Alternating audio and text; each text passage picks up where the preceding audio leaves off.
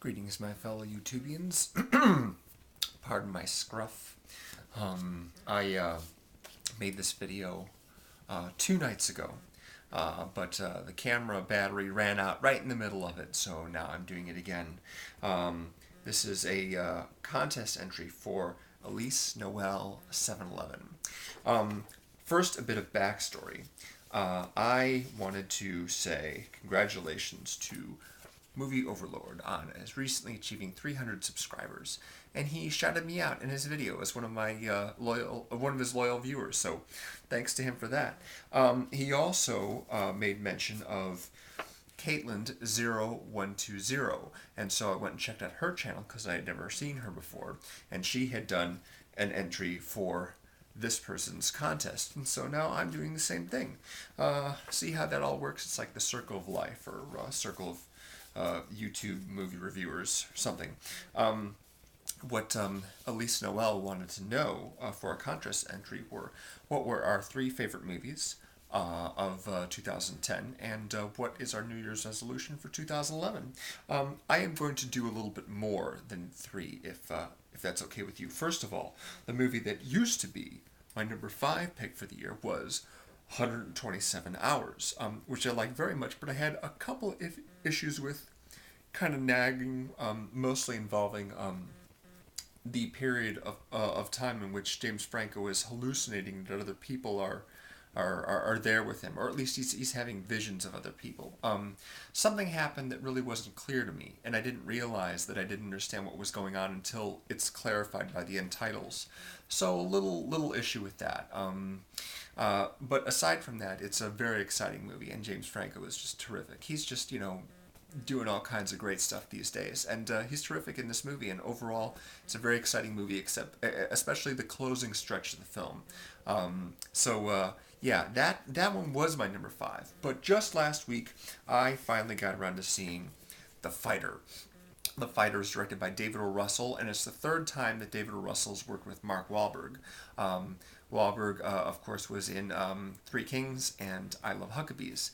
And Mark Wahlberg had been trying to get a movie made about this character for a long time. It's a real guy. Mickey Ward. Mickey Ward is his name. Lived in Boston and trying to be a professional boxer. And his older half-brother, Dickie, was the guy who was training him, basically. Dickie's got a lot of problems. He's addicted to crack, among other things, and he's really made a mess of his life. So when originally Darren Aronofsky was going to direct this movie, and Mark Wahlberg, when he dropped out, Mark Wahlberg got David O. Russell because they have a good relationship to do it. And I think this is probably my favorite David O. Russell movie. And he's done some good ones. I love Three Kings. I Love Huckabees is really weird and funny. And Flirting with Disaster is also a really fun movie. The guy's very, very good. And this is a terrific movie. Let me ask you something. Why is it that boxing is such a horrible, cruel sport, and yet movies about boxing are like the best sports movies around? Rocky, Raging Bull, Million Dollar Baby, they're all awesome, and now this one is awesome. I was involved every single moment of this movie. It was really exciting, and of course all the acting is great. Christian Bale, my goodness, this is such... normally he's so like deadly serious in all the movies that he's in, and this one he's like having fun, which was great.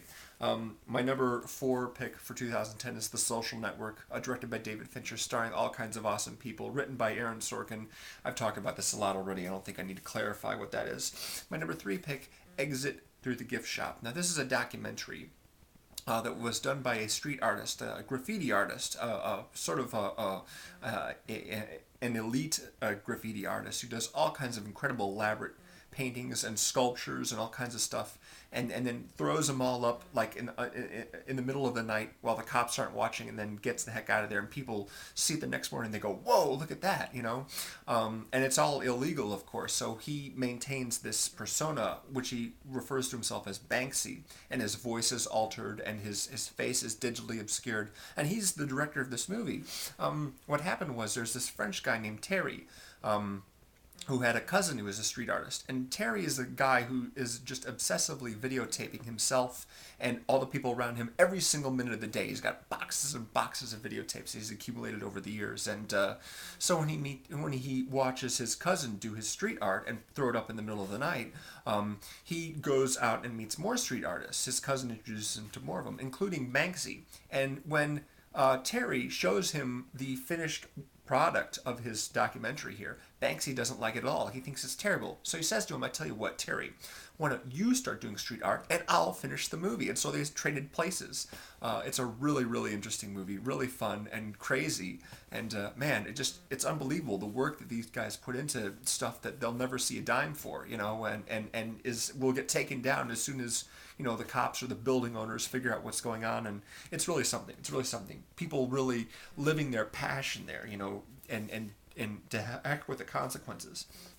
My number 2 favorite movie of the year is Inception, directed by this dude, Christopher Nolan, who I think has made a couple other movies as well that are good, and starring a few people who might be good actors decently. I don't think I've heard of any of them. So, yeah, there you go. And finally, my number 1 pick for the year is Toy Story 3. And let me tell you something right now. As good as Inception is, as exciting and innovative as Inception is, Toy Story 3 is the king for me. Toy Story 3 is so fun and thrilling and scary and emotionally involving. Man, I tried like heck not to cry at the end of this movie, and I was unsuccessful.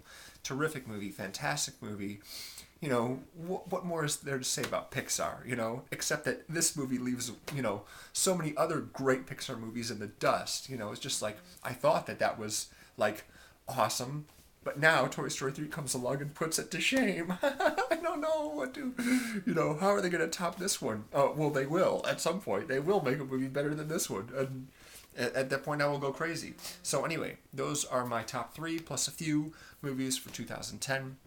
What's my New Year's resolution? Well, it's very simple, really. To get a movie made. My brother and I have been talking about it for a little bit, and I was supposed to have the script finished by the end of the year, and I'm almost done, not quite there yet, but I don't want to disappoint him or anybody else for that matter. I've been telling about this, so I want to get it done, and hopefully, if all goes well, get the shoot done sometime this year. That would be great. That would be great. Love to be able to actually be a part of making a movie instead of just talking about them all the time. Here's hoping. So, thank you very much, Elise Noel, for accepting my entry into the contest. And yeah, for those of you who haven't entered yet or don't know about it, it's only running through the 16th. So I think you have like until the end of the day on Sunday to post a video or something like that. She's giving away DVD 3-packs, which are cool. So, thanks for watching. Take it easy. Have a good one.